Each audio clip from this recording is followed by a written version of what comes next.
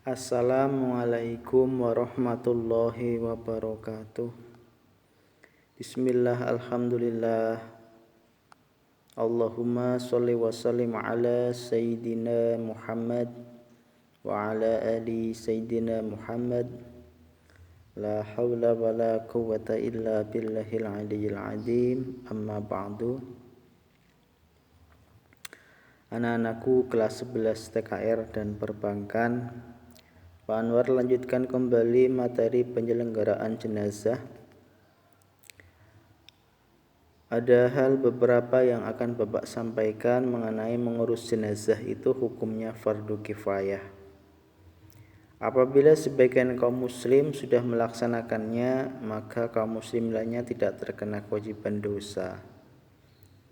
Akan tetapi jika di antara kaum muslimin tidak ada yang melaksanakan, seluruh kaum muslimin yang mengetahui kejadian ini mendapat dosa. Artinya hukum fardu kifayah itu apabila dalam suatu desa, di desa kalian ada yang meninggal seorang muslim dan tidak ada yang mengurus jenazah itu, maka yang tahu satu orang desa itu berdosa semuanya, maka hukumnya fardu kifayah. Begitu anak-anakku semuanya. Ada beberapa urutan penyelenggaraan jenazah. Yang pertama, memandikan jenazah. Syarat jenazah yang dimandikan yang pertama pastinya Islam, agamanya. Yang kedua, didapati tubuhnya walaupun hanya sebagian. Misalkan korban pesawat terbang meledak, kemudian yang ditemukan kepalanya, sedangkan bagian tubuhnya semua yang lain hancur, tapi masih terlihat kepalanya, namanya si A begitu, maka ini dimandikan karena masih sebagian organ tubuhnya kelihatan, bisa dikenali yang pasti. Yang ketiga, bukan karena mati syahid. Mati dalam peperangan membela agama Islam itu tidak perlu dimandikan, langsung dikuburkan beserta pakaiannya yang terkena darah. Yang berikutnya B, cara memandikan jenazah. Yang pertama, jenazah dibandingkan di tempat yang lebih tinggi, terhindar dari hujan, matahari, dan tertutup, tidak terlihat kecuali orang yang memandikan mahramnya. Jadi memandikan jenazah itu ditutup pakai terpal, kalau nggak ada tahrub minimal pakai terpal. Kemudian samping kanan kirinya dibuat tutup sekat supaya tidak terlihat auratnya. Begitu anak-anakku semuanya. Mohon maaf ini agak silau, Bapak geser ke sebelah sini ya. Yang kedua, jenazah ditutupi kain agar auratnya tertutup. Jadi jenazahnya itu ditutup auratnya jangan terlihat auratnya dibuka ya. Jadi kalau jenazahnya laki-laki yang memandikan laki-laki ya.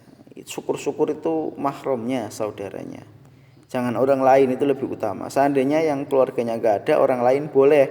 Tetapi ketika jenazahnya perempuan, yang memandikan juga perempuan. Jangan jenazahnya perempuan masih perawan umpamane yang memandikan itu laki-laki gitu kan. Wah, ini repot nanti. Jadi kalau bisa yang memandikan perempuan karena jenazahnya perempuan. Begitu anak-anakku semuanya. Yang ketiga, membersihkan kotoran dan najis yang melekat pada anggota badan jenazah. Jadi jenazah itu harus dikeluarkan dulu kotorannya ya. Caranya bagaimana? Bagian dalam perut adalah cara menekan bagian bawah perut dan mengangkat sedikit bagian kepala serta badan supaya kotoran yang mungkin ada di dalam perut dapat keluar. Jadi eoknya itu supaya keluar, agak diangkat sedikit si badan jenazah itu, kemudian perutnya bagian bawah agak ditekan supaya BAB-nya keluar ya. Begitu anak-anakku semuanya. Yang berikutnya, 4. Menyiram air ke seluruh badan secara merata dari kepala sampai kaki. Disunahkan berapa kali nak? 3 kali. Dengan mendahulukan anggota badan sing sebelah kanan, sing tengen ya. Jangan sebelah kiri ya, saru namanya ya. Yang kelima, setelah semuanya bersih, mewudukan jenazah sebagaimana wudu akan sholat. Jadi nek mewudukan jenazah, mayit itu diwudukan itu ya sebagaimana kita wudu ya. Bismillahirrahmanirrahim ya, nawaitul wudu'a itu ya, tapi diniatkan untuk si mayit kayak gitu. Urutannya sama seperti kita berwudu, yang rukun-rukun saja ya. Jadi kumur-kumur enggak itu kumur-kumur kan sunah. Jadi masa mayit kan suruh kumur-kumur kan enggak bisa. Jadi langsung rukunnya aja enggak apa-apa ya. Nah, seperti itu. Kalau pengen tahu doanya wudu, mewudukan si mayit, doa memandikan si mayit ada. Nanti ada tugas khusus dari Pak Anwar.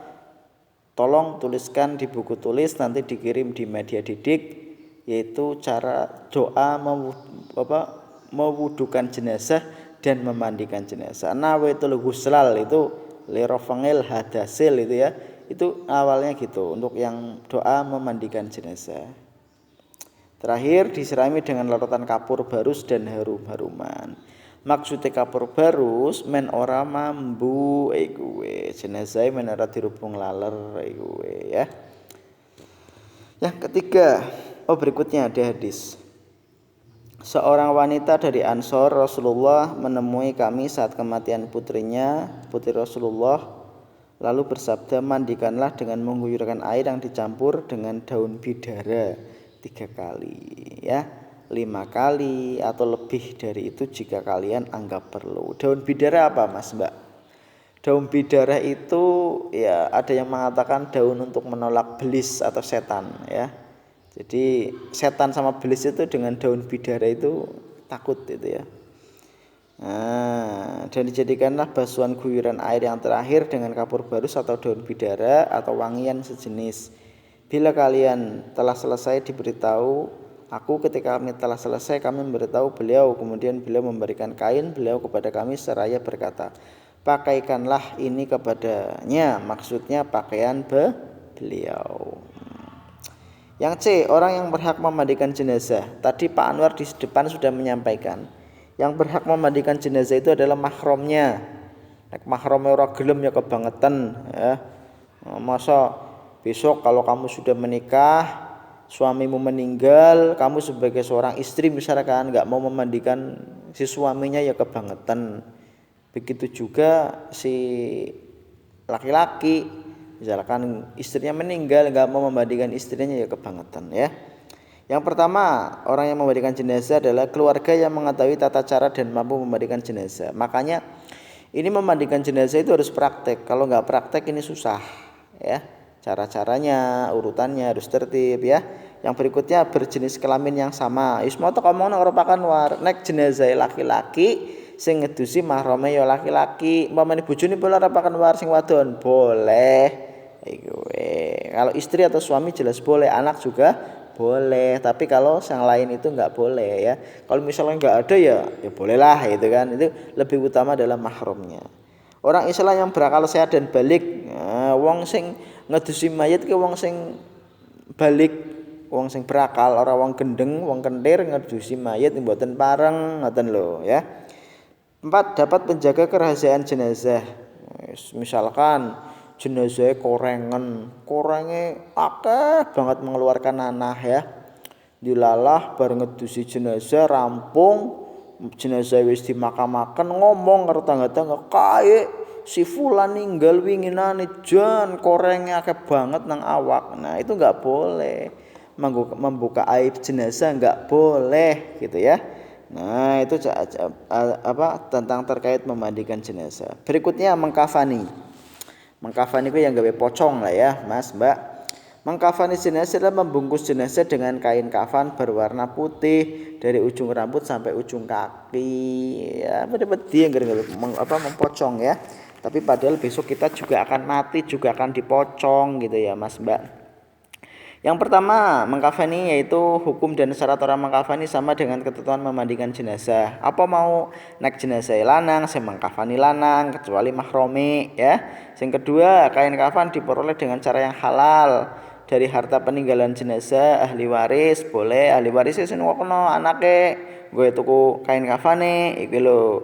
Misalkan orang duwe saking orang mampune, wong pikir lah, wong fakir miskin. Nah, itu biasanya di desa ada namanya Baitul Mal ya. Jadi di sana itu ada infak yang untuk bagi orang yang kurang mampu membeli kain kafan. Itu dibebankan di Baitul Mal boleh ya. Orang yang nggak mampu ya. Yang ketiga, kain kafan hendaknya bersih berwarna putih dan sederhana ya. Jangan terlalu mahal dan tidak terlalu murah ya. Kafan nih warnanya putih. Pakai kafan ireng boleh nggak? Ya lebih baik putih lah ya. Putih itu kan melambangkan kesucian ya. Wong Nabi Muhammad juga menganjurkan kain putih kon nggak kain ireng kayak gitu kan. Nah, ya boleh nggak Pak Anwar? Boleh. Nek koran kain putih misalnya nang alas ya. Arab mengtik kota orang wis silakan jenazah Arab mambur dimakan-makan ya boleh. Pakai sarung juga boleh gitu ya. Nah, ini ada yang bertanya seperti itu. Biasanya kalian kalau nanya aneh-aneh ya. Berikutnya, kain kafan minimal 1 lapis untuk menutupi seluruh tubuh ya. Jadi kain kafan itu pertama sing ambek, sing isor dewek, sing ugin jabak, 1 lapis. Nah, bagi jenazah laki-laki sebaiknya dibungkus 3 lapis tanpa ditambah serban ya. Nek ora ono serban ukur 3 lapis, jadi langsung dipocong. Ya, biasanya serban itu ibaratnya topi lah, peci iki lho, digawe peci. Bahkan wong wadon juga ada dibuat kerudung, ya. Kopiah wong lanang dan sebagainya. Adapun untuk jenazah perempuan jumlahnya berapa? 5 lapis, lebih akeh daripada laki-laki. Kok bisa Pak Anwar? Iya, wong wadon kan akeh sing kudu barang sing ditutupi. Kayak gue. Nah, wong lanang kan paling gawe cawet tok kayak gue. Nah, wong wadon ana kotang apa barang kan akeh, maka lapisnya ana 5 kayak gue ya. Nah, tata cara mengkafani jenazah. Yang pertama, hemparkan selembar tikar di atas lantai atau di atas meja ya boleh lah ya. Rentangkan 5 utas tali di atasnya. Jadi bagian kaki, terus nggon dengkul, dhuwur dengkul, terus nggon perut, terus nggon dada, terus nggon gulu, terus nggon dhuwur pocong ya. Terus nggon ngisor sikil, jumlahnya 5 ya. Jadi nggon pocong, nggon gulu, nggon dada ya. Nggon dengkul, nggon sikil. Terus susun lapisan kain kafan 3 lapis untuk laki-laki dan 5 lapis untuk perempuan ya.